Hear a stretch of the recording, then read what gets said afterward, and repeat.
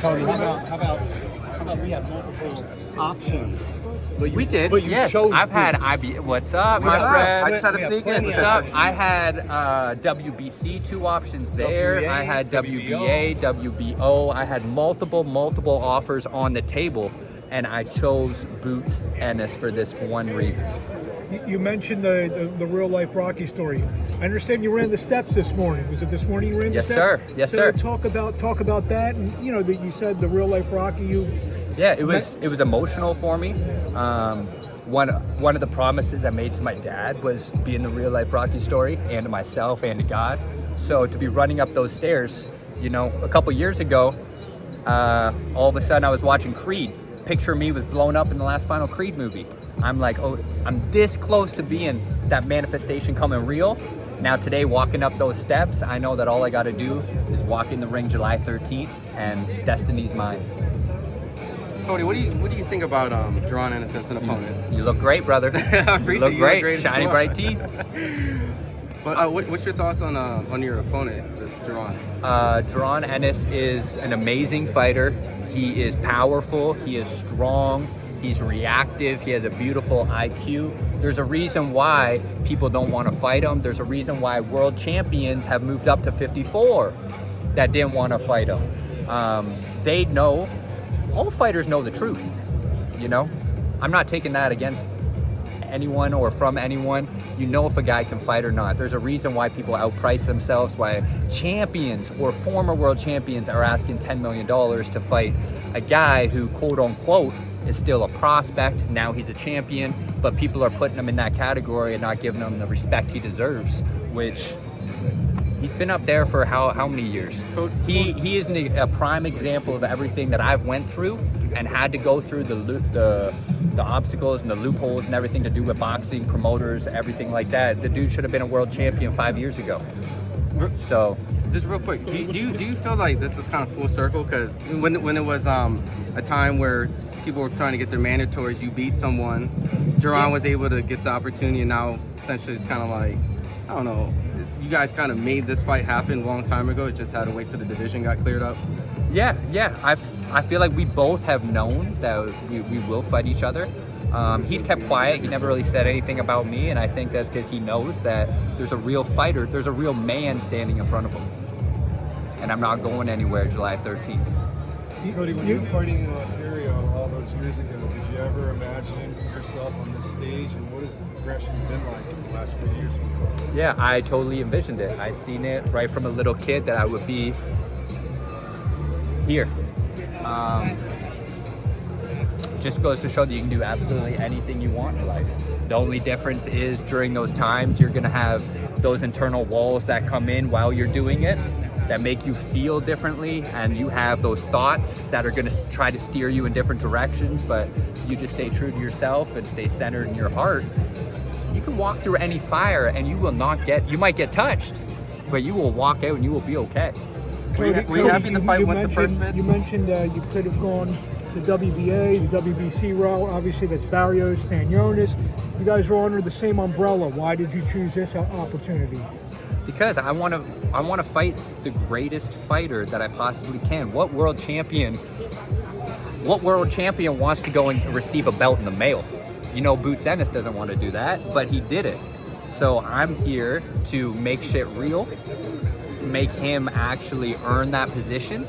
Not to take anything away from him, but you need to fight for that title. And I want the baddest mother effer in front of me for me to win that title. Because if I didn't, how am I a world champion? There's four world titles, and then you have some other world titles over here. And you can get one of these and claim that you're the best. That doesn't mean you're the best. We all know that people get put into positions at certain times for certain reasons. They may not be the best. And right now, I feel like you're seeing destiny meet two fighters that are trying to prove they're real fighters, don't care about the business so much, meet right in the middle. It's a beautiful thing. Were you happy that it went to purse bids? You know, the fact I'm super happy it went to purse bid. I like Eddie. I've liked the things that he's done, and the fact he went and put some money into it is a beautiful thing. They know that I had a certain number to take this fight, and they were able to pretty much make that happen. I'm just happy to be here, bro. Very happy to be here. Cody, when game planning for Boots, are you looking for his strengths, his weaknesses, or a combination of both? Combination of both. I won't know anything until the first round when he gives me the information for me to process and see where I go from there. I hope that he has the greatest fucking sleep of his life Friday night and he shows up the best him, because I don't want to fight any other Boots Ennis. I'm ready to go toe to toe. I know you're living in Las Vegas now. What would it mean to you to bring a world title though back to Canada? It would mean a lot to me, but truthfully, this fight right here tonight, well, July 13th, for this world title, this is a fight that, for me, is setting myself free. I don't care about a title, holding the title. I only need to prove myself to the world one time. I don't know what's going to happen after this. What kind of Cody Crowley can we expect July 13th? Same Cody Crowley you see every time, but even more brighter, more sharper, and more of a glow. I'm going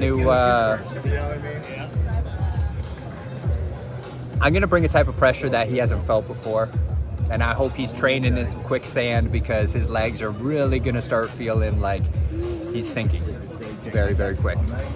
Your nickname, is it Maria Light now? Yes, sir. It used to be something. You're a changer on bikes. Got your other one. Thanks for stepping up. Wish all the good luck in the world. Thank you very much, brother. Appreciate you. Cody, now you said that that you've been wanting this fight for over a year. What have you seen on film watching Boots that makes you confident that you're going to come in here and pull the upset? Like I said, once again, I haven't seen anything from Boots. I haven't watched his fights because I don't know what. That's why I don't watch fights. Why am I going to study a guy who, for all I know, could have went and got a new trainer, was a left-hand fighter. Now he's been training as a right-hand fighter for 8 weeks. He was a reactive fighter. Now he's a pressure fighter. I just programmed all this stuff in my body for what's being presented, and it doesn't match. So I'm the type of fighter that I fight for any and every opposition. I'm ready for anything, bro. And I take what's presented and I come up with a game plan. That's it. You think your experience working with Floyd and sparring him is gonna obviously play a factor in fighting Jaron? Big time. When I boxed Floyd, I was sitting in a corner for 2 weeks in a gym with a couple hundred people where no one really even knew my name, until one day someone just called me by Canada, and I had hundreds of people booing me, all sorts of nasty stuff. The white boy's gonna die, all this stuff, and it was intimidating. It was scary. I felt like my life was on the line. And look across the ring 38 minutes later with the greatest fighter in the world, and I'm still standing. What similarities do you see that could help you in Boots that you saw? Look, he's a reactive fighter. He's a thinker. Floyd is a reactive fighter. He's a thinker. He plays chess while you play checkers. Now, in order to do that, you need a lot of time. You need a lot of time to think, to play chess. I don't do that. I don't give people time. So time might run out on July 13th for Boots' brain. You rode up with your mom, and I know you're very family oriented. Yes, sir. Mom! Come here. Can I get you to sign this for me, brother? Yes, sir. Thank you very much. I didn't mean to interrupt you.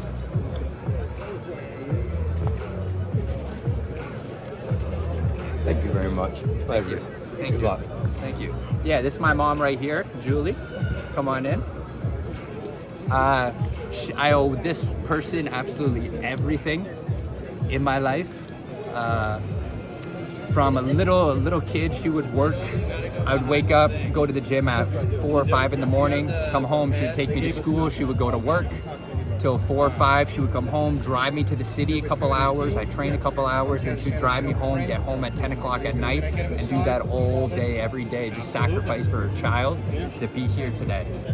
So, every mother, every father out there that's doing something for their kids, keep doing it. You'll get them here one day. Happy Mother's Day. Let me talk to you now. Yes. That's beautiful. Happy Mother's Day. Thanks. Of course. Love you. Love you too.